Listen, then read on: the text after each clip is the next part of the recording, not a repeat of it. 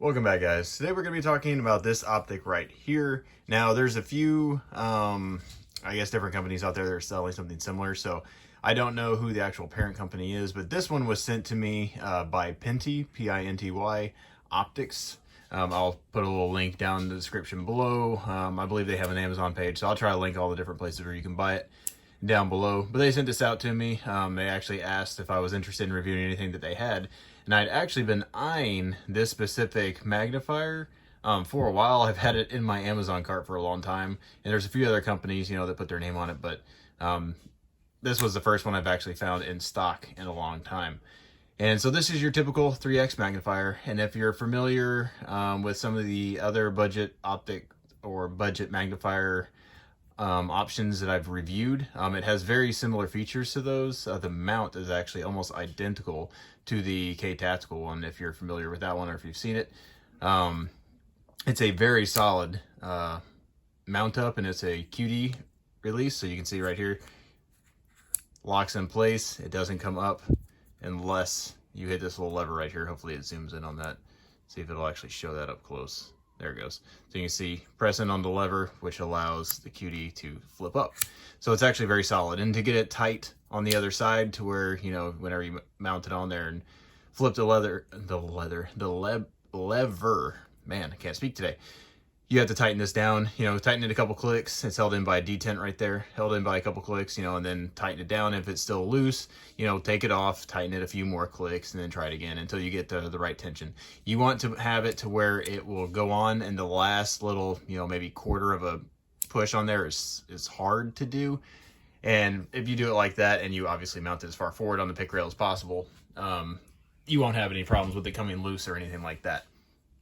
So I've been using this. I've only used it for a little while, but with magnifiers, it pretty much what I've determined is if it'll last a good range session where you're smacking on it and beating it up and you're abusing it and it holds zero, I should say, you're not going to have any problems with it. All right. Let's see.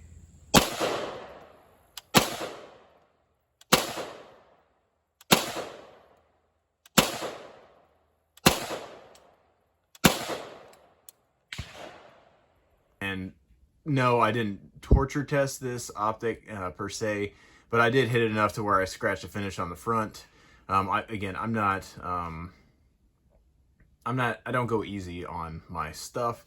If you watch my videos, my stuff gets hit on pretty much everything all the time. If you look at my gear that I've spray painted, the spray paint is getting worn off because, again, it just hits everything, like my holsters and everything else. So I'm not gentle with stuff, but I'm also not going to, run it over with a truck and see what happens. So you'll just have to either take my word for it or just kind of, take everything I say with a grain of salt, as you should everybody on the internet. But one thing I'll say about this is for the price, this one's kind of hard to beat. The only other options that are out there around this price was the UTG that I'm familiar with. And that option, honestly, compared to this one, I would rather have this, because the UTG was nice, for the time, and it was been out for a long time, but the way it locks, the adjustments on here, on the UTG specifically, they're just like little hex screws. They don't have any detents or anything. And over time, it will loosen and kind of move around as it gets hit on stuff. And that's kind of annoying because they're brass. And so whenever you try to loosen them or use the little set screws, like the brass little screws just strip. And then you can't actually tighten it anymore. So this one does not have that issue. And again, it's actually cheaper. I think this one's around $60. Again, I'll quote the price down below. But it's around $60, and it has actual clickable adjustments. See if I can do this with my fingernail. You can hear that. So the adjustments are tactile. You can feel them. You can hear them. They're not as stiff as I would necessarily like. So if it had a little bit more resistance, it probably wouldn't lose zero as easily, and I'll talk about that in a second. So I guess I'll talk about that now. So when shooting, it never lost zero, not once. And I also... again, if you're familiar with my K-Tactical video, go watch that and you can see kind of the testing I did. I did not mount this on the Mosin Nagant this time, sorry. I just didn't do it. But if I took it while it was mounted to the rifle and just sat there and slapped it back and forth, like hard back and forth, to just kind of replicate use as much as possible. The screws never came loose, the mount never came loose, and the optic itself never actually lost its zero or its, center. under normal use and even under what I would consider average, abuse that you would have, toss it in the back of a truck, stuff like that. The only time I was able to get to lose zero is whenever I actually took my rifle with this on it and just smacked it fairly hard against the bed of my truck.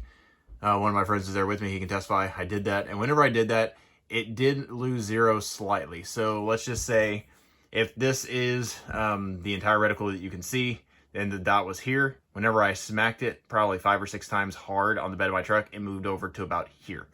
So it kind of jumped over just a little bit to the left, but I smacked it again and it didn't do it anymore. So take that for what it's worth. Again, all I did was, crank it back over, 5 or 6 clicks, and it was back to the center again. And so it wasn't really a big issue. And one thing about magnifiers is they don't actually have anything to do with your zero. If your optic or your red dot is, is parallax free, then all this does is basically magnify what you're seeing. So it's no different than when your eye is, to the left, to the right, up or down in your optic. As long as your optic is parallax free, it doesn't matter where you're looking through it. Same is true of this. The focus of this is irrelevant to your zero. Your dot in this magnifier could be at the top right, top left, bottom right, and it's still, as long as your optic is zero, it's still going to hit where the dot is. So people think that, you have to zero this in conjunction with it. And sure, it's probably a good idea to test it in case your optic, isn't parallax free, or it says it is, but it's actually not. So it's not a bad idea to test it, the first time. But just know if it ever does, shift around because you dropped your rifle down a cliff or, whatever it is, when full lone survivor, go ahead and, if it's off center, just click it back. It's not a big deal. You don't have to worry about losing zero or something like this. And again, for $60 for what you get, I think this is probably the best deal on the market, at least in my opinion, at the moment for the price. There might be something out there I'm not aware of that might be better. But again, it's a 3x magnifier, and for the price, it's hard to beat.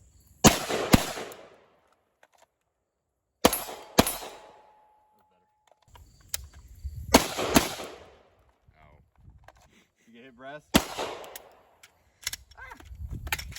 Faster, faster. I missed both of them. Good job. So on the back it has your little, diopter here where you can adjust it to your vision. It's pretty easy to move. They can make this a little stiffer, but it didn't move at all. I actually cranked it all the way as tight as it would go, and that was perfect for me, so it doesn't really affect anything. Obviously, as I just showed, it has little cap turrets for the windage and elevation adjustments, and they are tactile. They use detents, which I like. The mount on here is phenomenal. I put if you can see it on here, I put the spacer on here so it would match up with my EOTech. It's the EXPS2 is the one that I have. It's the the quick release mount EOTech, and this lines up with that spacer with it perfectly, and it actually gets very close, so it doesn't use up any excess rail space. Here I have the Magpul Inbus Pro rear sight on here. Hopefully you can see it fairly well, and you can see how much space this takes up. So it just fits perfectly. I don't know if you can see the little tiny gap right there between the EOTech and this magnifier, but it gets pretty much as close as you can without any wasted space, and it still has a little bit of space back there where, I don't know if you can see it right there, there's a little space right there on the AR-15 on the pick rail. So if you're worried about the base taking up a ton of space, and that's a problem, especially if you have like the Inbus, the plastic sights or something like that, or sights that take up a little bit more space versus this one. This is about as small of a base as you can get. So if you're looking for something, because you're limited on rail space, this would be a good option for that as well. And because some of you, obviously want to see it from the other side, here's it from the other side. So that should give you a good representation how many rail slots it takes up. And no, my EOTech is not actually mounted on the rail. If you know how they clamp on, the clamp part is actually on the receiver. It's just, it hangs over a little bit on the front. But that should give you a good idea of what it looks like mounted on a rifle up close. And there it is from the top. So again, you can see kind of how many slots it takes up. But that's a good feature of it, because a lot of magnifiers, the base either takes up a ton of space, or it's it's kind of weird and it doesn't line up with your iron sights and your optic, and so you end up kind of running out of rail space on your rifle, running out of Picatinny rail space. So that's obnoxious, but I like this base because it's perfect size. I have absolutely zero complaints with this mount whatsoever.